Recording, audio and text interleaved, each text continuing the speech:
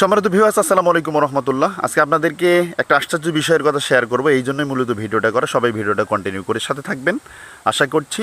দেখতে পাচ্ছেন স্ক্রিনে একটা পেঁপে গাছ দেখাচ্ছে, আর এই পেঁপে গাছটা কিন্তু দেখেন, এই যে পাশাপাশি আরও একটা পেঁপে গাছ আছে এখানে। এই যে দুইটা গাছে আমার লাগানো, এবং এই গাছটা কিন্তু এই গাছটা কিন্তু হচ্ছে মাতৃ গাছ। আর এই গাছটা যেটা আমি দেখাচ্ছি এটা কিন্তু পুরুষ গাছ ছিল, অর্থাৎ এই যে এটা কিন্তু একই সাথে যখন বেড়ে ওঠে এটা ফুল শুধু ছাড়া শুরু করেছিল, এবং ফুল কোনো ফল ছিল না। তখন আমরা কিন্তু এটা কেটে দিই, অর্থাৎ আমি যখন এটা কেটে দেওয়ার পর দুইটা ডাল বের হয়, এবং দুইটা ডাল থেকে কিন্তু প্রচুর পরিমাণ ফল কিন্তু এখন আসছে। অর্থাৎ দেখতে পাচ্ছেন পেঁপে অনেক কিন্তু চাহিদা পূরণ করছে আমাদের।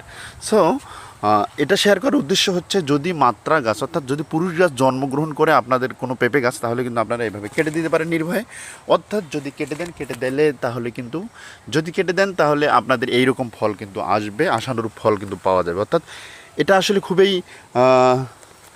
সেন্সিটিভ বিষয়ও। অনেকে কিন্তু কাটতে চান না, নিজের লাগানো গাছ কীভাবে কাটবো এটা কিন্তু কাটতে চান না সবাই তার লাগানো গাছকে যত্ন করে। আমিও এরকম করছিলাম, কিন্তু পরবর্তীতে দেখি যে না, এটা তো ফল দিচ্ছে না, তখন আমি কিন্তু কেটে দেওয়ার পরে পরিশেষে দেখতে পেলাম যে না, কেটে দেওয়ার পরেই কিন্তু ফল হচ্ছে, আশানুরূপ ফল হচ্ছে, মাশাআল্লাহ।